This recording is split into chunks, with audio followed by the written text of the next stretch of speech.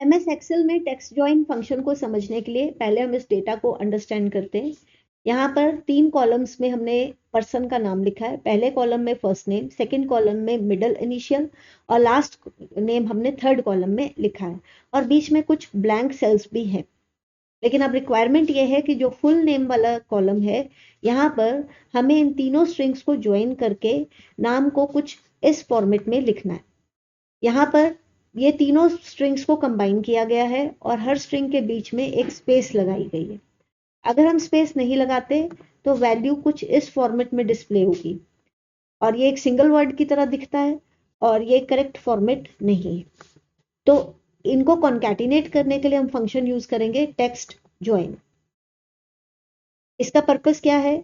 ये multiple text strings को लेगा और उन्हें कंबाइन या कॉन्कैटिनेट या ज्वाइन करेगा और एक सिंगल स्ट्रिंग क्रिएट करेगा। और जो भी स्ट्रिंग्स हमने कॉन्कैटिनेट की हैं उनके बीच में एक डिलिमिटर कैरेक्टर या सेपरेटर कैरेक्टर ऐड करेगा। अब क्योंकि बीच में खाली सेल्स भी आते हैं, तो यहाँ पर हम फंक्शन को बता सकते हैं कि वो एम्प्टी सेल्स को इग्नोर करे या इंक्लूड करे। अब इसका जो सिंटेक्स है उसमें 3 मेन पैरामीटर्स हैं। पहले पैरामीटर में तो हम डिलिमिटर कैरेक्टर ही बताएंगे। ये डिलिमिटर कैरेक्टर डबल कोट्स के अंदर लिखते हैं। ये सिंगल स्पेस हो सकता है, कॉमा हो सकता है, कॉलन हो सकता है, सेमी कॉलन हो सकता है, स्लैश हो सकती है, वर्टिकल बार हो सकती है। सेकंड पैरामीटर में हम फंक्शन को इंस्ट्रक्शन देंगे कि वो एम्प्टी सेल्स को इग्नोर करे या इंक्लूड करे। उसके लिए हम वैल्यू यूज करेंगे ट्रू या फॉल्स। अगर ट्रू लिखते हैं तो इसका मतलब फंक्शन एम्प्टी सेल को इग्नोर कर देगा।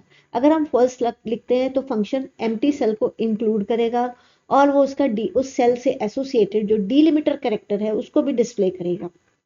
और फिर लास्ट पैरामीटर में हम टेक्स्ट स्ट्रिंग्स सप्लाई करेंगे एक एक करके, या फिर हम वो सारी टेक्स्ट स्ट्रिंग्स इस तरह से सेल्स में टाइप कर देंगे और हम यहाँ पर रेंज ऑफ सेल्स बताएंगे। तो इसको समझने के लिए हम प्रैक्टिकल करके देख लेते हैं। अब इस एग्जाम्पल में जो फील्ड डिलिमिटर है वो है सिंगल स्पेस। ये पहला पैरामीटर हो गया। यहाँ पर हमें ब्लैंक सेल्स को ओमिट करना है तो हम वैल्यू सेट करेंगे ट्रू, और ये रेंज ऑफ सेल्स है जहाँ पे हमारा डेटा प्रेजेंट है। तो ये वैल्यूज प्रिंट हो गई, ये सिंगल स्ट्रिंग बन गई और हर स्ट्रिंग के बीच में एक स्पेस है। लेकिन इग्नोर एम्प्टी सेल में ट्रू या फॉल्स करने में क्या फर्क आता है, हम उसे पहले अब सेकंड एग्जांपल में देखते हैं। यहाँ पे हमारे पास ये लिस्ट है फ्रूट्स की, ऑरेंज, बनाना, पियर, फिर एक खाली सेल है और फिर वैल्यू है पीच। तो हम पहले इस लिस्ट ऑफ फ्रूट को क्रिएट करेंगे जिसमें हम ब्लैंक वैल्यूज को भी ऐड करेंगे।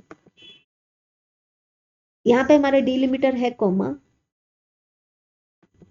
सेकेंड पैरामीटर में हम सेट करेंगे वैल्यू फॉल्स, मीन्स वो एम्प्टी सेल्स को इग्नोर नहीं करेगा, वो उनको इंक्लूड करेगा। और लास्ट पैरामीटर में हम ये पूरी रेंज सप्लाई करेंगे। तो आप देखिए आउटपुट कैसे आई। ऑरेंज, बनाना के बाद भी कॉमा है, पियर के बाद भी कॉमा है, लेकिन फिर उसके बाद एक और कॉमा लगा है क्योंकि वैल्यू कुछ भी नहीं है इस सेल में, सो वहां पे वो ब्लैंक है और बीच में एक उसने एक्स्ट्रा कॉमा ऐड किया और फिर ये पीच। तो ये एक जो एडिशनल जो डिलिमिटर कैरेक्टर है वो डिस्प्ले होगा। लेकिन अब हम क्या करेंगे, सेम फंक्शन लगाएंगे लेकिन इस बार फॉल्स की जगह वैल्यू कर देंगे ट्रू। इसका मतलब कि it should ignore the empty cell, क्योंकि यहाँ पे क्वेश्चन क्या लिखा है, इग्नोर एम्प्टी। तो yes, it should ignore the empty cells. तो अभी हम आउटपुट में फर्क देख लेते हैं। अभी वैल्यू कैसे आ रही है, ऑरेंज कोमा बनाना कोमा पियर कोमा पीच। तो जो एक्स्ट्रा कॉमा यहाँ पर एक डिस्प्ले हो रहा था वो अब इस वाले पोर्शन में एक्स्ट्रा कॉमा डिस्प्ले नहीं हो रहा। सो एम्प्टी सेल इग्नोर करने से जो हमारे डिलिमिटर कैरेक्टर्स हैं वो अननेसेसरी अपीयर नहीं होंगे।